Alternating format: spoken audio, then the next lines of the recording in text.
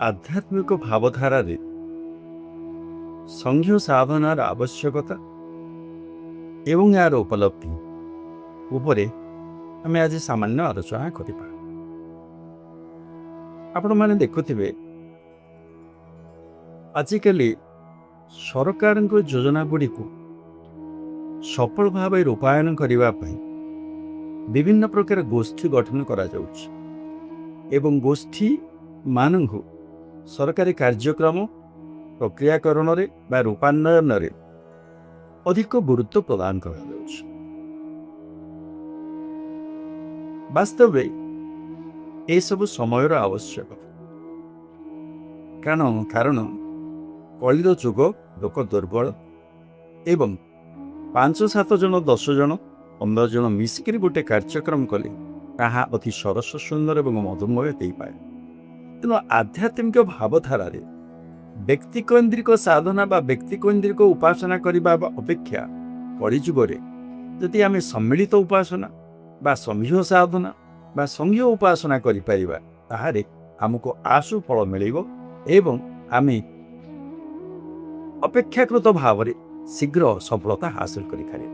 ଆମେ ଯଦି ଦେଖିବା ଦ୍ୱାପର ଯୁଗର କଥା, ଭଗବାନ କୃଷ୍ଣଙ୍କ କଥାକୁ ନେବା, କୃଷ୍ଣ ଯେଉଁ ରାସ କରୁଥିଲେ, ବୃନ୍ଦାବନରେ ଯେଉଁ ବିମାନଙ୍କ ସହିତ ମିଳିତ ହେଉଥିଲେ, ସେଠି କ'ଣ ହେଉଥିଲା? ରାଧାକୃଷ୍ଣ ଦୋଳାୟମାନ ହେଉଥିଲେ, ଧ୍ରୁବବେଦୀରେ ଦୋଳାୟମାନ ହେଉଥିଲେ ଏବଂ ସମସ୍ତ ଗୋପାଙ୍ଗନା ମାନେ ସେମାନଙ୍କ ଖୁସି ହୋଇ ସମବେତ ଭାବରେ ସାଧନା କରୁଥିଲେ। କେମିତି ରାଧାକୃଷ୍ଣଙ୍କର ସବୁଠୁ ଅଧିକ ଆନନ୍ଦ ବର୍ଦ୍ଧନ କରାଯାଇପାରେ ଏବଂ ରାଧାକୃଷ୍ଣଙ୍କ ସର୍ବଶ୍ରେଷ୍ଠ ଆନନ୍ଦ ବିଧାନ କରାଯାଇପାରିଲେ ସେମାନଙ୍କର ମନସ୍କାମନା ଚରିତାର୍ଥ ହେବ। ତେଣୁ ସେଥିପାଇଁ ଶାସ୍ତ୍ରରେ କୁହାଯାଇଛି, ସା କିଶ୍ଚେତ ନିର୍ଗୁଣଶ୍ଚ, ତାଙ୍କର ଭକ୍ତି ଥିଲା ନିର୍ଗୁଣା ଭକ୍ତି ଏବଂ ସେମାନେ କେବଳ ରାଧାକୃଷ୍ଣଙ୍କର ପ୍ରେମର ସ୍ମାରକୀ ରୂପେ ସେ ସାକ୍ଷୀ ହେଇକରି ତାଙ୍କୁ ସନ୍ଦର୍ଶନ କରୁଥିଲେ ଏବଂ ପରିଶେଷରେ ସେମାନେ ସମସ୍ତେ ମଧ୍ୟ ମୁକ୍ତି ଲାଭ କରିଥିଲେ। ତେଣୁ ଗୋପୀମାନେ ମନୋଲୟ ସାଧନା କରୁଥିବେ ଏବଂ ସେହି ମନୋଲୟ ସାଧନା ସଂଘୀୟ ସାଧନାର ଅନ୍ୟତମ ଜ୍ୱଳନ୍ତ ଉଦାହରଣ।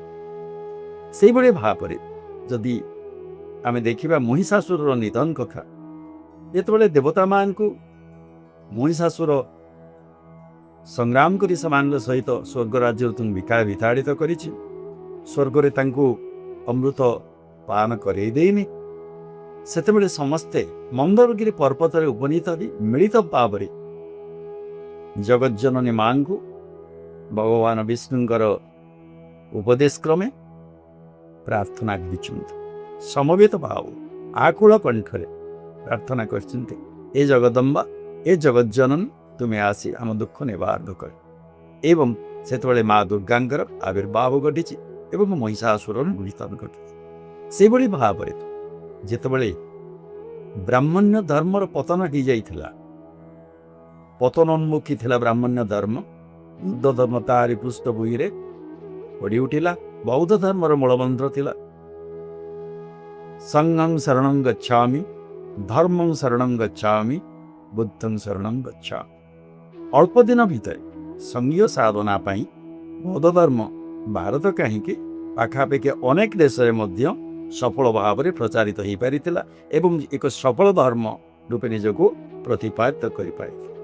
ତେଣୁ କଳିଯୁଗରେ ମଧ୍ୟ ଆମର ଯେଉଁ ଉପାସନା ପ୍ରଣାଳୀ, ଯଦି ଆମେ ଇଣ୍ଡିଭିଜୁଆଲ ପ୍ରେୟାର ବା ଇଣ୍ଡିଭିଜୁଆଲ ସାଧନା, ଇଣ୍ଡିଭିଜୁଆଲ ଉପାସନା ଏସବୁ ନକରି ଯଦି ଆମେ ମିଳିମିଶିକରି ଉପାସନା କରିପାରିବା, ତାହେଲେ ମଧ୍ୟ ଭଗବାନଙ୍କୁ ପାଇବାରେ ଆମକୁ ବହୁତ ସହଜ ହେବ।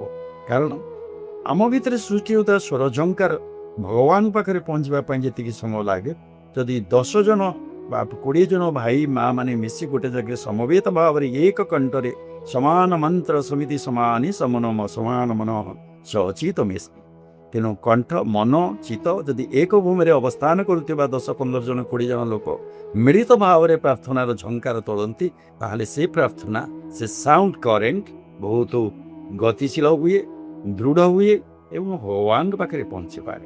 ଏବଂ ଏହି ସଂଘୀୟ ସାଧନାରେ ଆଉ କ'ଣ ହୁଏ? ତ୍ରିଗୁଣ୍ୟ ଗୁଣତ୍ୱ ମାପ ନିର୍ବୁଦ୍ଧନ୍ତେ ମତାଦନ୍ତି ନହ। ତେଣୁ ଯଦି ଗୋଟିଏ ତୃଣ ଦ୍ୱାରା ଆମେ ଗୋଟେ ହାତୀକି ବାନ୍ଧିବା ପାଇଁ ଚେଷ୍ଟା କରୁ, ହାତୀକି ବାନ୍ଧି ପାରୁନା। କିନ୍ତୁ ତୃଣ ସମୂହ ଦ୍ୱାରା ସୃଷ୍ଟି ହୋଇଥିବା ଯେଉଁ ରଜ୍ଜୁ, ବିରାଟ ରଜ୍ଜୁ ଦନ୍ତା ହାତୀକି ମଧ୍ୟ ବାନ୍ଧି ଦେବାରେ ସକ୍ଷମ ହୁଏ। ସେହିଭଳି ଯିଏ ସକଳତମ ସାର ଊର୍ଦ୍ଧ୍ୱରେ, ଯିଏ ଚିର ଶାଶ୍ୱତ, ଯିଏ ଅବିନାଶୀ, ଯିଏ ପରମାତ୍ମା, ତାଙ୍କୁ ଏହି ସାମାନ୍ୟ ଭକ୍ତି ରଜ୍ଜୁରେ ବାନ୍ଧିବା ଏତେ ସହଜ ନୁହେଁ। ତେଣୁ ଏକ ଦୃଢ଼ ଭକ୍ତି ରଜ୍ଜୁ ତିଆରି କରିବା ପାଇଁ ହେଲେ ଆମମାନଙ୍କୁ ସଂଘୀୟ ସାଧନାର ସାହାରା ନେବା ପାଇଁ ପଡ଼ିବ।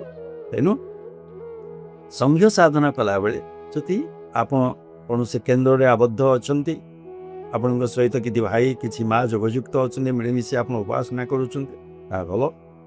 ଯଦି ଘର ଭିତରେ ଆପଣ ଉପାସନା କରୁଛନ୍ତି, ପ୍ରାର୍ଥନା କରୁଛନ୍ତି, କିଛି କରୁଛନ୍ତି, ତାହେଲେ ଆପଣ ପିଲା, ବାପା, ମା ସମସ୍ତଙ୍କୁ ନେଇ ଯଦି ସକାଳର, ପ୍ରାତର ଏବଂ ସନ୍ଧ୍ୟାର ଗୋଟେ ନିର୍ଦ୍ଦିଷ୍ଟ ସମୟରେ ମିଳିମିଶି ଆପଣ ପ୍ରାର୍ଥନା କରିପାରୁଛନ୍ତି, ତାହେଲେ ଆପଣ ଏକୁଟିଆ ପ୍ରାର୍ଥନା କଲେ ଯାହା ଫଳ ପାଆନ୍ତେ ତାଠୁ ଅଧିକ ଫଳ ପାଇବା ଏଥିରେ ସମ୍ଭବ।